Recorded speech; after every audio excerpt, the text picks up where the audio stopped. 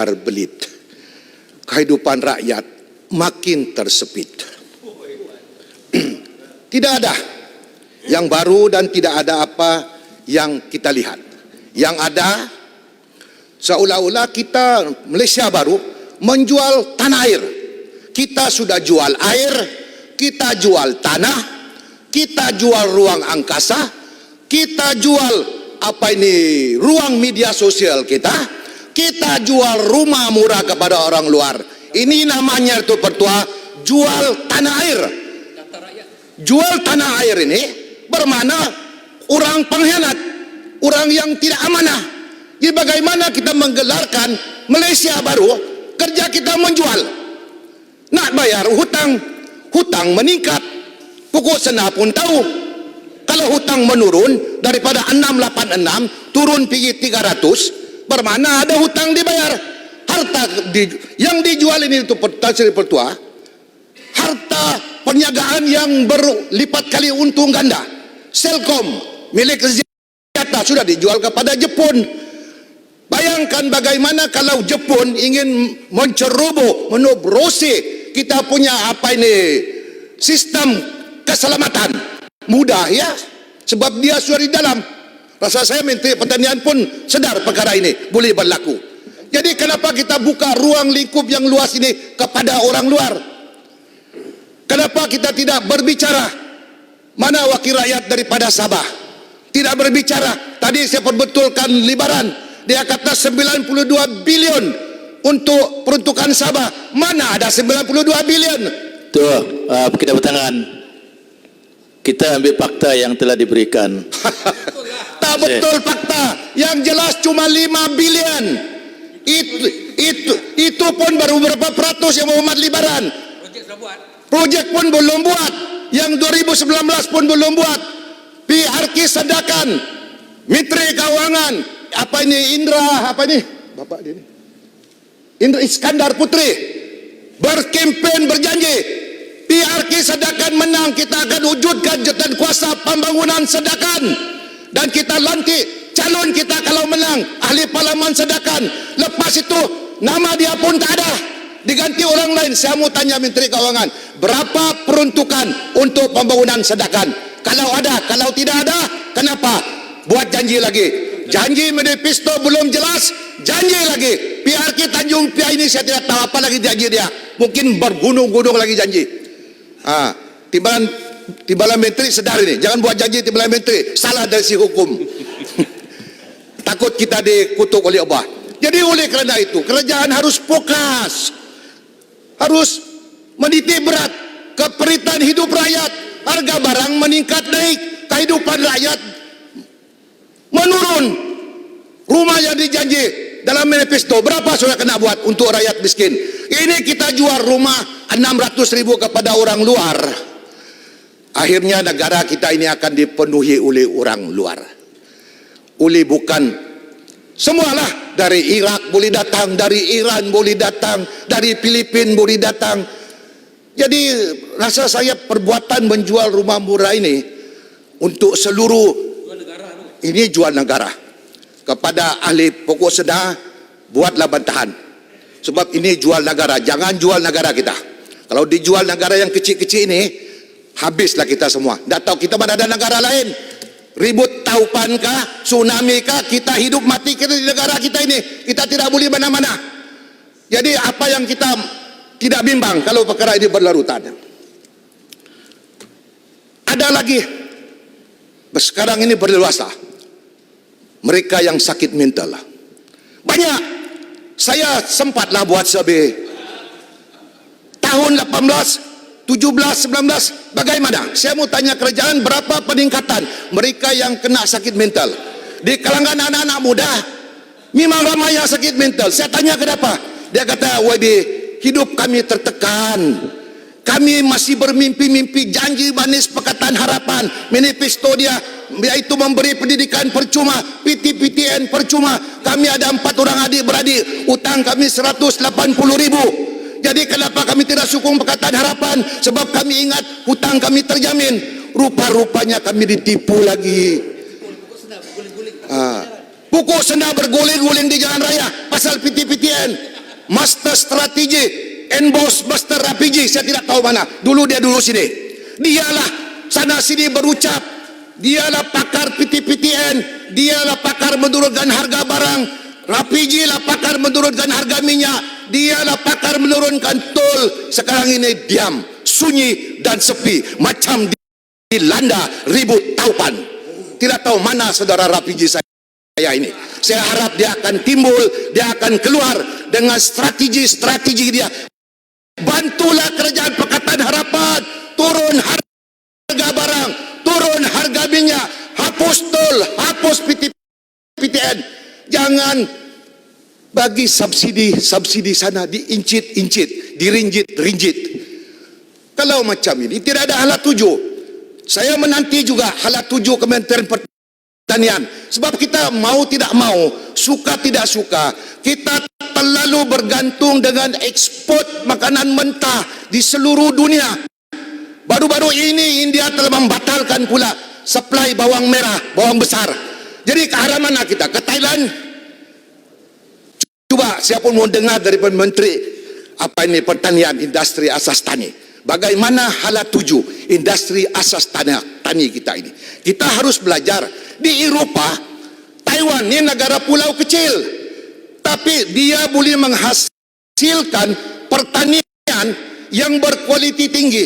Kita di Malaysia ini banyak lagi tanah dari Taiwan, tapi saya tak nampak pun mana satu yang dapat dikeluarkan. Jadi Menteri Pertanian, this is your responsibility untuk membangun negara ini. Back to basic. Kita kembali kepada pertanian. Inilah ekonomi kita. Dulu pun Menteri Pertanian di Dewan Rakyat ini bersuara, kita akan hapuskan sistem monopoli beras lah, apalah semualah. Saya mau tanya Menteri, berapa sudah dihapuskan? Berapa sudah sekarang pembekal beras dalam negara kita ini? Kalau tidak, kenapa tidak boleh kita hapuskan?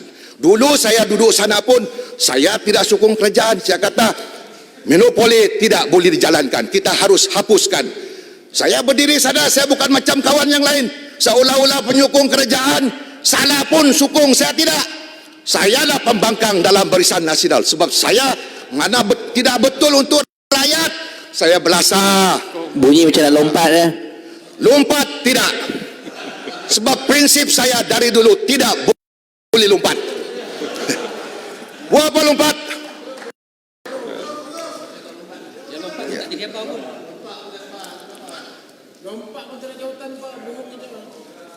Tuan Pertua, banyak lagi nih. Ada 6 minit lagi. Aduh, baru muka 5 Tan Sri. Buku ini diedarkan di sekolah-sekolah. Dalam statement dia kata ini tidak ada pengetahuan pemimpin DAP. Tapi mukaddimah dia, kata pengantar dia, YB Lim Guan Eng, Menteri Keuangan. Habis itu parti apa tu? YB Tan Kok Wai, Itu dah parti apa? pengasas kebangsaan, Kena badangan sebut parti Duta mana Khas memang. Malaysia ke Republik China. Kalau DAP tidak tahu pengedaran buku ini, saya tidak tahulah. Tan Sri Pertua, perkara yang penting yaitu kegiatan keganasan LTTE. Saya minta pihak polis mengemukakan kertas putih, mengemukakan kertas putih di Dewan Rakyat ini. Satu saat. Ya, dah pasal buku tadi masuk propaganda komunis.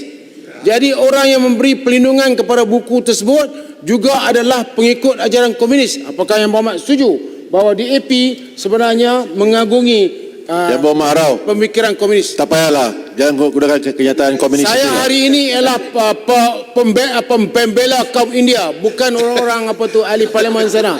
Orang ahli parlimen sana seorang pun tak berani tegur Menteri Kewangan yang telah fakta yang bawa marau tu silap.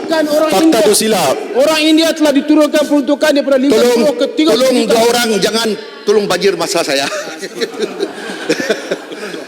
Di LTT, saya minta pihak kerajaan mengumpulkan kertas putih. Sebab kalau ramai pemimpin-pemimpin UMNO, bahagian-bahagian UMNO diminta SPRM untuk mengembalikan duit, pasal 1MDB dituduh, walaupun belum ada bukti, pihak polis telah menyatakan dalam kenyataannya bahawa terdapat bukti pengeluaran penyumbangan wang yang besar kepada kegiatan Pangganas LTTE.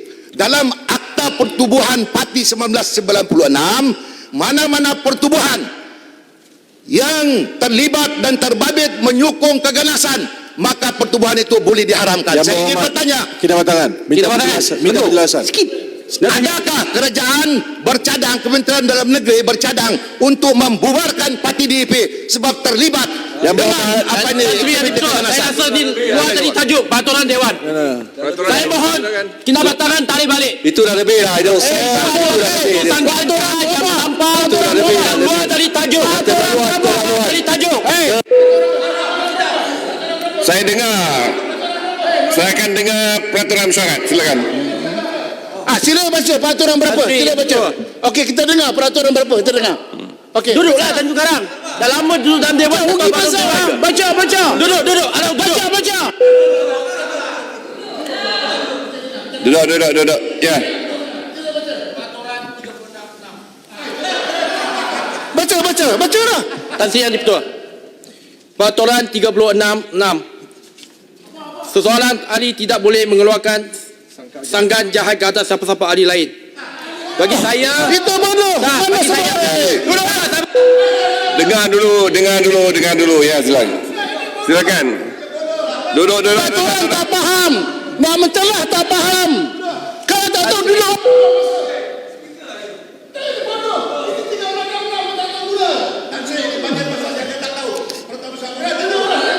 Tanjung Karang, duduk. Bila ada seseorang menimbulkan peraturan syarat, kita harus dengar. Sila. Tan Sri, saya minta Tanjung Karang tarik balik perkataan bodoh tadi. Tidak. Sebab dah banyak kali. Duduklah. Ya, Tanjung Karang tarik balik perkataan bodoh. Pagi tadi pun saya suruh tarik balik perkataan bodoh daripada seorang yang lain. Kalau dia tak bodoh, dia tak akan baca 3666. Saya cakap bukan yang betul. Dia kurang Tarik balik dulu. Tanjung Karang, warning. Bila saya suruh tarik balik. Perkataan bodoh tidak boleh digunakan dalam Dewan ini. Tarik balik perkataan bodoh. Okey, tarik balik. Okey. Saya tarik balik perkataan bodoh, tapi dia memang Bahlul tak kerti bahasa. Itu saja dah. Okey, saya Tanjung Karang, jangan main-main dengan saya. Itu lagi dahsyat pada bodoh. Kalau nak tarik balik sajalah. Saya boleh tapi Tan Sri Pengusi. Kena ada sebelah sana. Jangan salah. kurang ajar. Peraturan syarat kan sudah guna. Saya telah membuat suatu penentuan tarik balik. Tarik balik lah, apa masalahnya? Ya. No, saya nak minta Berhormat Kinabatangan satu penjelasan. Ya, saya minta penjelasan. Tadi saya bangun dahulu berkenaan dengan LTTE. Bolehkah Yang Berhormat Kinabatangan menjelaskan kalau Yang Berhormat Pekan dan Yang Berhormat Tapah telah menyumbangkan duit 1 juta kepada satu pertubuhan yang ada di Sri Lanka berkaitan dengan LTTE? 1 juta ada diberikan. Siapa saja, saya minta polis SPRM siasat. Bagus. okey. Termasuk DP. Kalau begitu, kalau begitu setuju UMNO dan MIC juga perlu dibubarkan. Setuju? Apa kait siasatlah. Saya minta kerajaan menyiasat. Saya minta Kementerian Dalam Negeri menyiasat. Kalau DP terlibat, siasat. Kalau dia terlibat terbukti, maka kerajaan tolong bubarkan. Setuju. Pekan dan Tapah juga perlu Jelutong, saya ingat saya sudah mendengar penjelasan Kinabatangan. Kalau, ya. Jadi bukan tuduhan yang muktamad lah. Silakan. Tan Sri Yang Di-Pertua. Ya. Merujuk balik pada peraturan Dewan 36 Dia banyak, dia ambil 5 minit lah masa adalah menjadi kesalahan bagi ahli-ahli Dewan yang menggunakan bahasa kurang sopan, biadab dan membuat pernyataan yang seksis.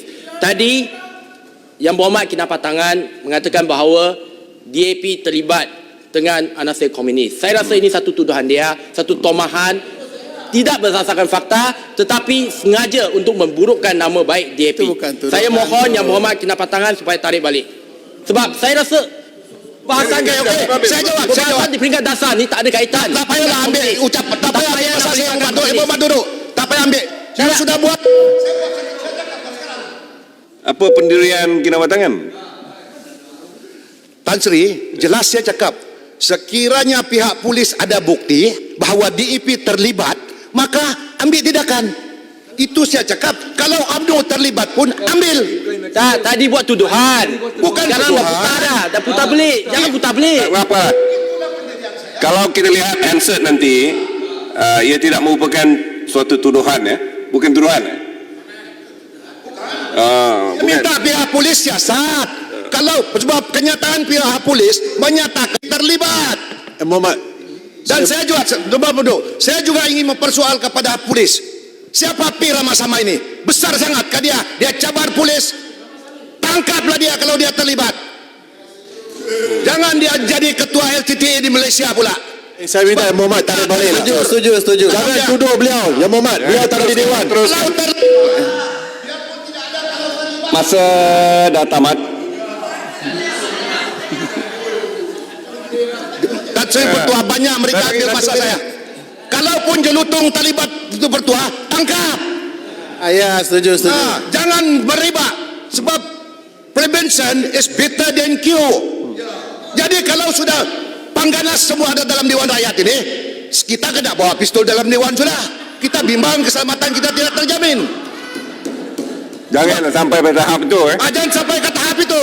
Itu sebab saya kata harus kita pertahankan sebelum apa-apa berlaku. Pukul senam belakang sana. Mana tahu dari belakang. Somebody shoot you from behind. How to protect you? Ini masalah kita. Sebab kalau sudah ramai pemimpin di sini jadi pangganas, saya rasa Puncak Borneo pun tidak selamat sana. Jadi ini yang perlu kita pikir supaya Dewan kita selamat. Borneo dah bangun. Penjelasan. Boleh. Tadi saya dengar Kinabatangan kata kita berjanji nak memasukkan PTPTN. Saya nak tanya Kinabatangan ada baca manifesto Pakatan Harapan ke? Macam jadi sarapan pagi saya manifesto Pakatan Harapan ni. Saya pun termenung, bilalah boleh selesai manifesto ini. Berjam-jam saya baca, saya renung, saya teks mana yang selesai, mana yang tidak. Jadi memang sebab inilah tugas saya. Rapiji kata sebelum dia pemerintah, tugas kami menghasut. Tugas kami sekarang menjatuhkan Pakatan Harapan. Jadi rakyat di luar sana sama-sama kita pastikan pilihan raya akan datang, kita jatuhkan kerajaan Pakatan Harapan. Terima kasih Tan Sri Pertua. Baik. Terima kasih Kinabatangan.